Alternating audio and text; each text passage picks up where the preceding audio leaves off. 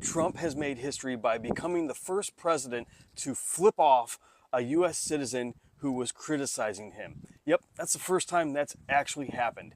And the UAW union that supports the auto workers has thrown their full support behind TJ Sebula for doing this action, and they've issued a statement about it. The UAW statement is on their X account, and they said that TJ believes in freedom of speech, a principle we wholeheartedly embrace, and we stand with our membership in protecting their voice on the job. The UAW will ensure that our member receives the full protection of all negotiated contract language, safeguarding his job and his rights as a union member.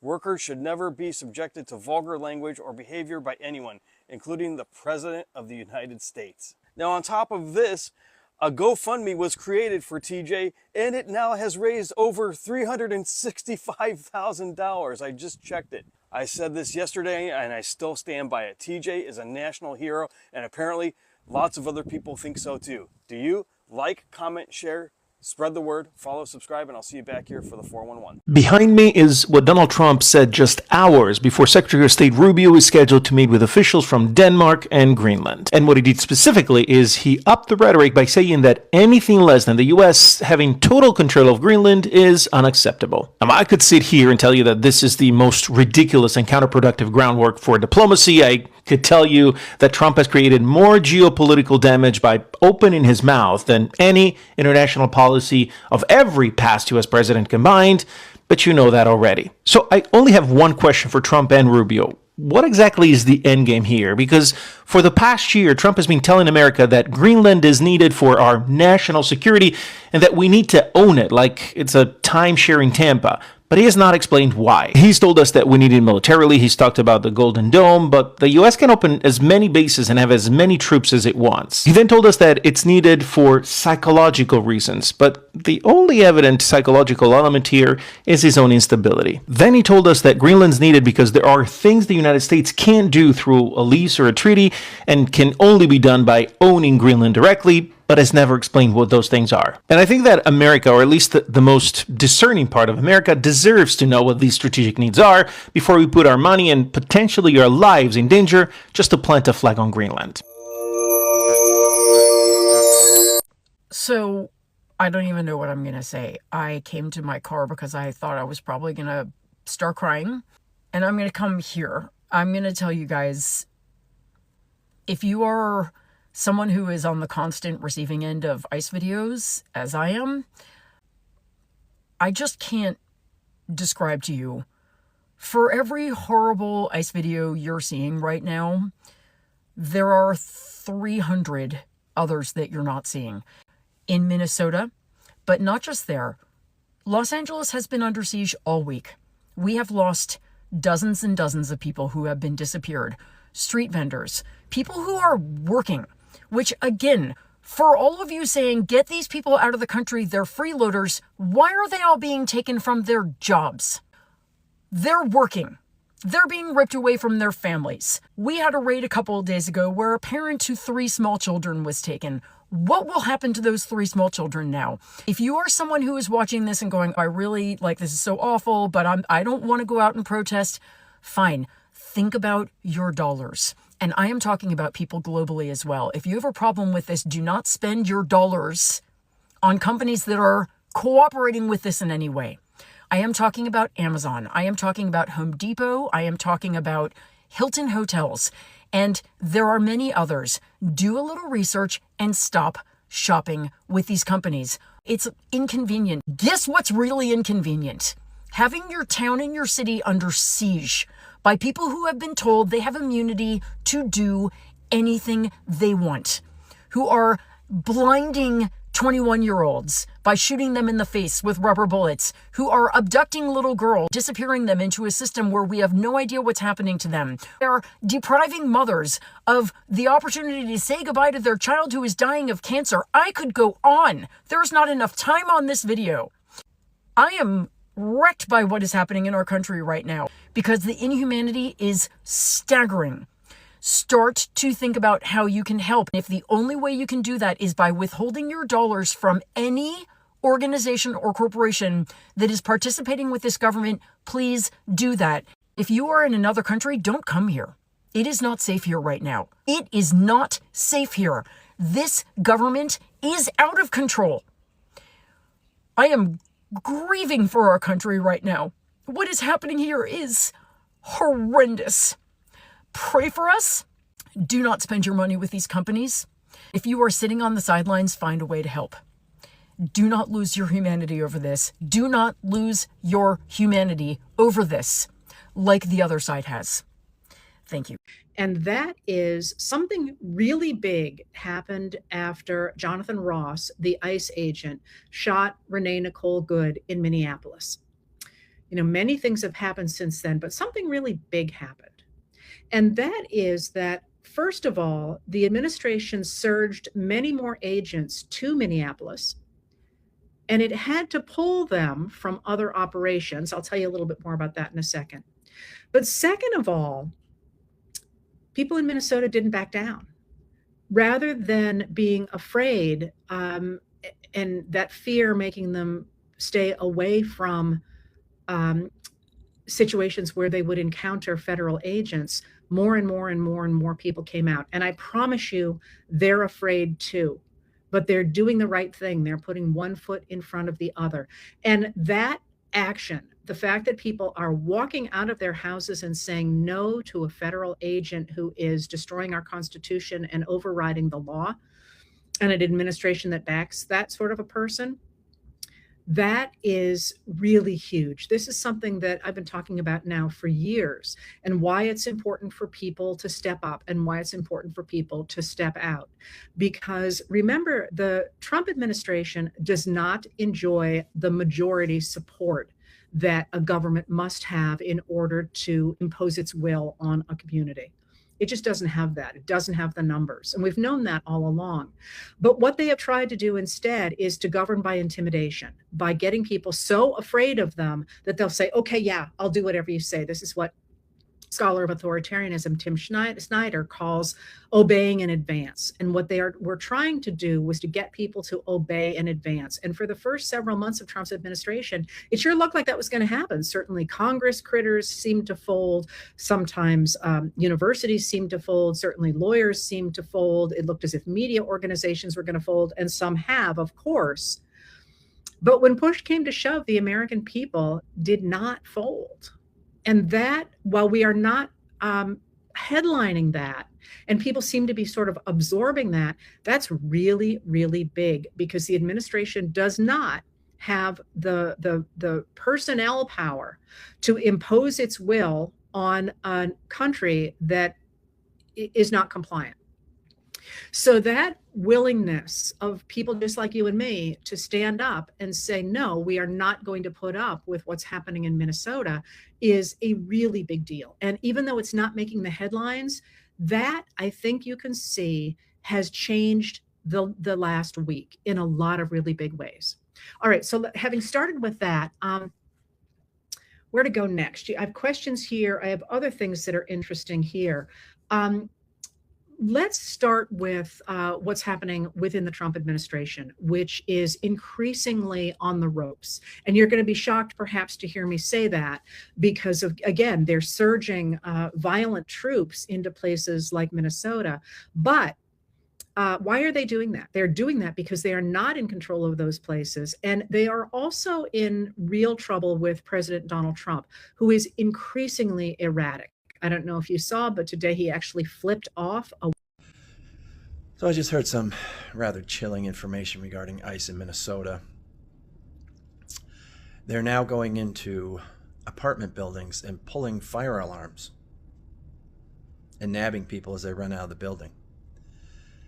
They are now using batons on bystanders. I even heard that they are running people off the road who are observing them or following them. Pulling a fire alarm in a building without a fire is a crime. The only thing that's going to get is people saying, don't pay attention to the fire alarm, it's probably ICE, during a real fire. We have passed the point of no return. Can we fix this? I don't know. And just as an aside, Enterprise car rental, they just gave ICE 600 vehicles to use. I know now that if I need a rental car, it ain't gonna be from Enterprise. This is absurd, it's sick, it's disgusting, and God damn it, it's gotta stop. Where are our lawmakers, our congressmen, our senators? Where are they? What are they doing? People are dying now because of these people. And it's going to get worse and worse and worse. And I don't want to advocate violence. I don't. Because the minute we retaliate violently, that's when he brings in the troops and shuts down the cities. We've entered a new stage of this game, and it's become deadly. Stay safe, everybody.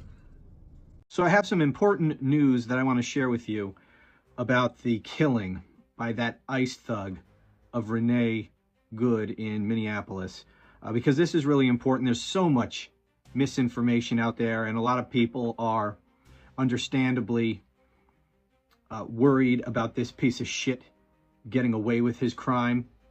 And I mean, I guess given the fact that the Trump regime obviously wants to cover this whole thing up. I mean, they're doing everything they can to cover this up and to lie about every aspect of it. But the problem is they lie. And I'm hearing so many people upset and furious and feeling helpless because they're believing the lies. You need to remind yourself, these people lie about everything all the time. You can't believe a word that they say. Now, some of this this panic over this started the other day when we learned that the FBI was boxing out the state investigators in Minnesota and refusing to allow them to be part of their federal investigation. And certainly that's a problem. This is not the way it's supposed to work.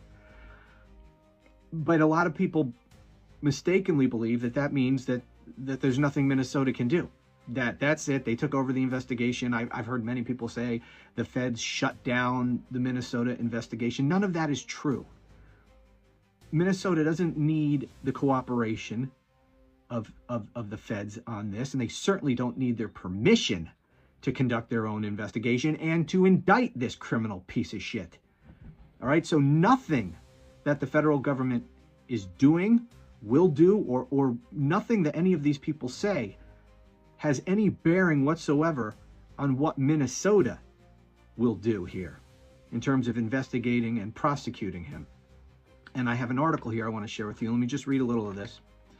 Minnesota's top prosecutors will conduct their own review of Renee Nicole Good's killing by an ICE agent after the state's Criminal Investigative Bureau said the FBI had cut it out of the investigation. Hennepin County Attorney Mary Moriarty and Minnesota Attorney General Keith Ellison announced the review Friday at a news conference.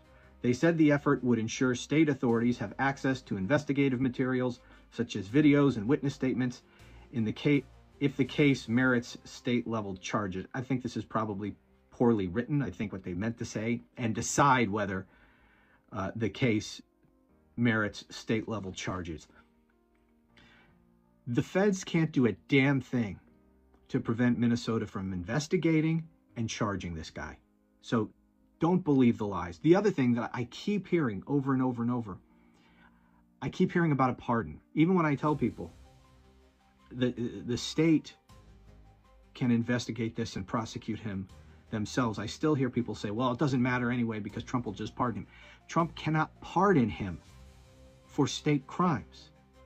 The power of the president to pardon people only applies to federal crimes. So fine, he can pardon him for federal offenses, but he can't do a damn thing to pardon him for state crimes. So that's not a thing.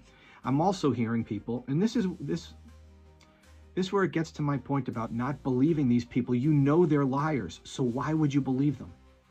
J.D. Vance got up there the other day and said that this thug has full immunity, or I know that Mike Johnson thinks that Donald Trump is stupid, but I didn't expect him to say it so clearly. And that is what he did this morning, because Donald Trump is making it increasingly more difficult every single day for Republicans to defend him. And especially Mike Johnson, who is terrified of losing his majority, not in the midterms, because we know that shellacking is happening, but before we even get there. We're going to get into what Mike Johnson had to say about Donald Trump and one of his new ideas, if you can even call it that. But before we do, if I could quickly ask you to leave a like on this video, and if you haven't already and you enjoy our channel, to hit that subscribe button, because it goes a long way in supporting our work. Now, before we get into what Johnson had to say about Donald Trump, one of the most blatant attacks we've seen yet, which don't come very often from Mike Johnson, I want to start with how Donald Trump created the animosity between him and his little puppet speaker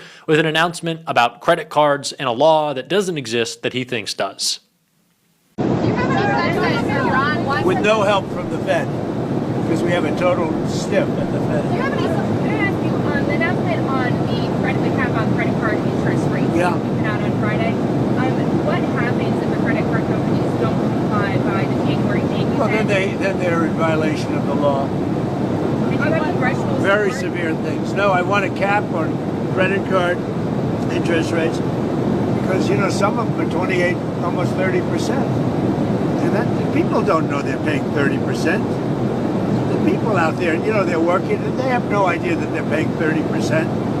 No way. We're putting a 1-year cap at 10%, and that's it. They know it.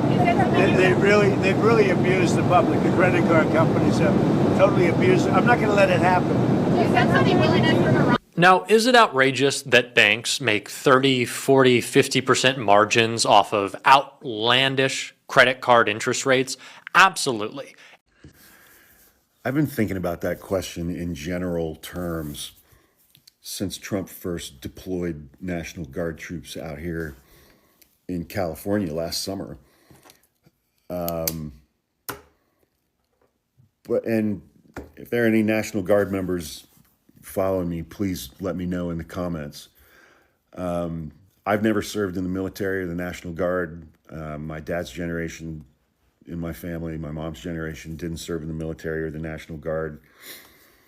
My grandparents' generation, a lot of them fought and served in World War II.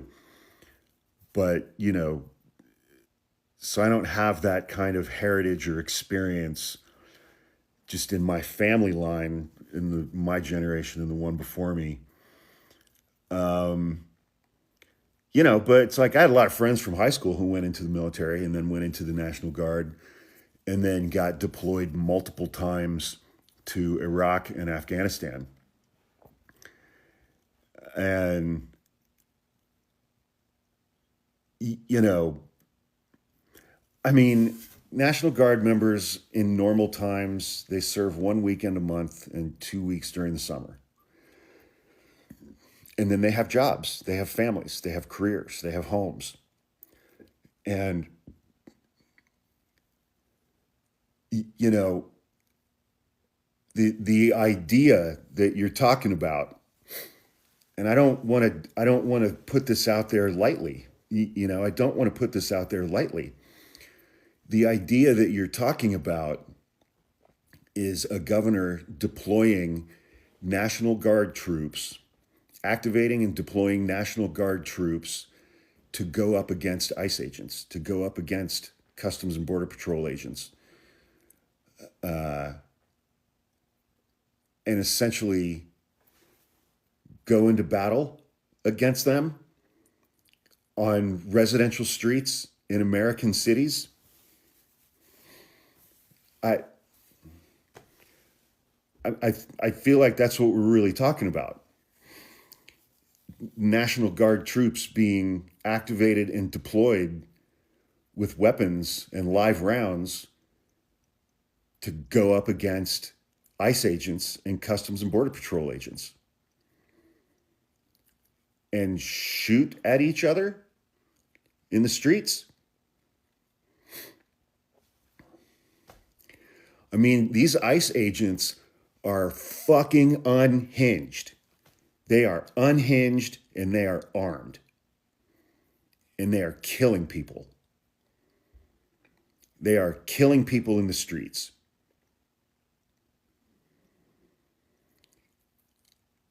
Again, I'm getting sick to death of using this word, unprecedented. Unprecedented.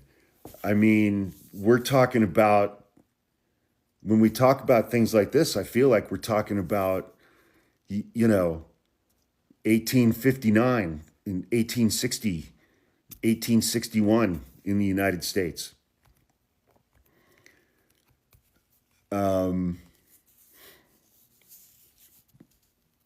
But that's my understanding of what that would be. And that's my understanding of what people are talking about when I get these kinds of comments. Why aren't blue state governors deploying their National Guard against these federal officers and agents? There's a tactical advantage or a strategic advantage, I guess, in a blue state governor activating their National Guard before Trump can come in and activate them and federalize them. So maybe a timing thing, I don't know. But we're talking about, I mean, I guess I'm saying, like, let's just get real about this. We're talking about National Guard troops from Minnesota and Minneapolis shooting ICE agents and ICE agents shooting back at them.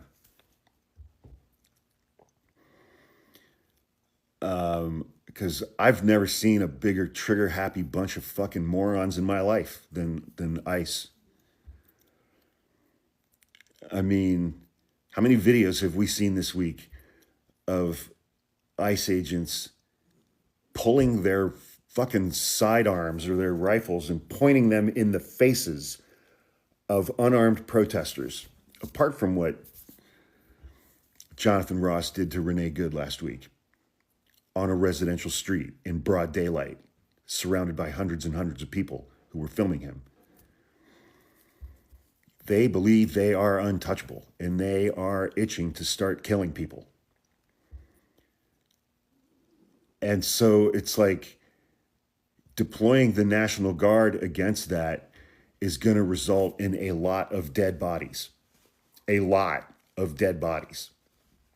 A huge number of dead bodies. And Donald Trump ramping up, because he never backs down ever from anything, ever.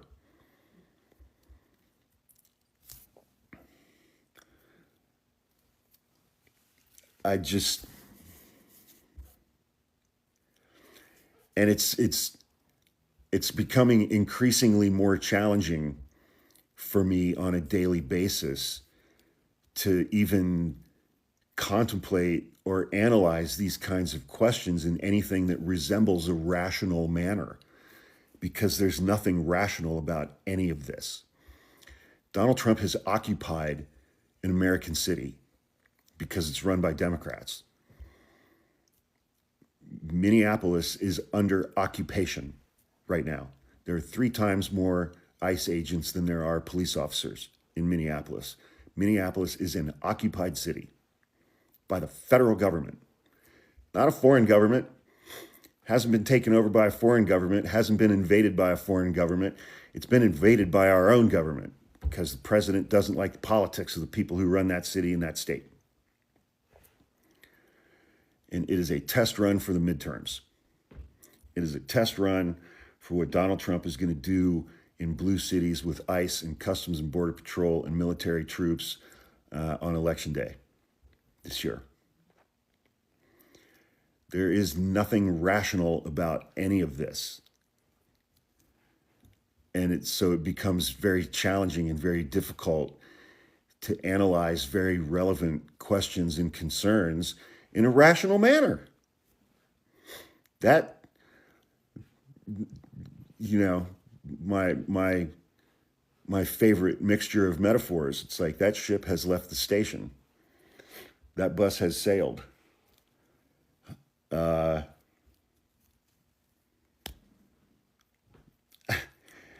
at the root of it, it's like we're talking about Americans killing Americans.